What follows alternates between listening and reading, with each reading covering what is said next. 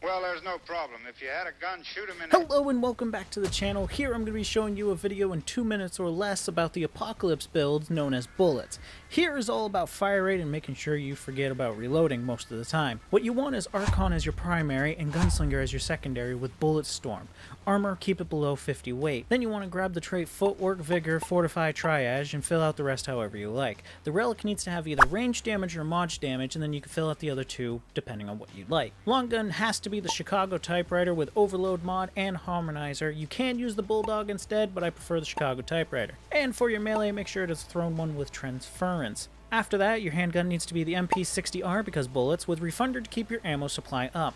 Grab yourself Jester's Bell, Probability Cord, Xania's Malice, Stone of Malevolence, and then the Black Cat as your last ring. Or you can swap out the Black Cat for Deep Pockets if you don't have ammo boxes available. And now into the items to make this build even better. Make sure you keep yourself a steady supply of Confidence Booster and Rocket Fuel to further buff your bullets build. The combo for this build is relatively simple. All you gotta do is make sure that you press your mod button anytime you find enemies and fire. With the Stone of Malevolence, it'll keep your mod refunded all the time, so you can always have this buff up when you need it. If you end up not being able to complete the full mod circle, all you have to do is swap to your other gun and rinse and repeat until you're able to get your mod up. This will allow you to ignore most reloads and also will keep your damage high, because every time you activate any skill or mod, you get a 20% increase to both the mod damage and the gun damage, thus giving you 40% altogether. And the best time to activate your skills with this build is when you get a horde of enemies, is to activate your Archon so you can control the horde better. And then for the Gunslinger skill of Bullet Storm, you use that anytime an elite or a boss is present in this vicinity. And there you have it, a Remnant 2 Apocalypse build that you can have described to you in 2 minutes or less.